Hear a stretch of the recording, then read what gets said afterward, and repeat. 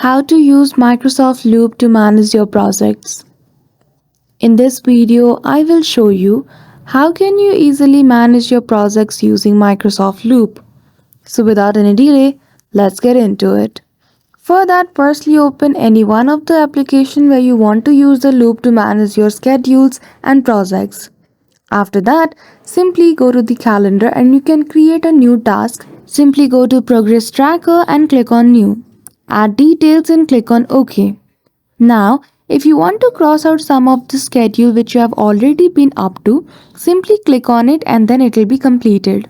Now, this is one of the examples of how you can sincerely manage your schedule of your whole day or week using Microsoft Loop.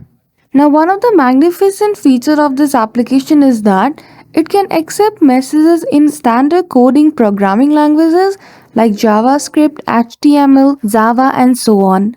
So that's it. That is how easily you can use Microsoft Loop to manage your projects. So I hope you found this video helpful. If you did, don't forget to give it a thumbs up and subscribe to our channel for such tutorial. Thank you for watching till the end.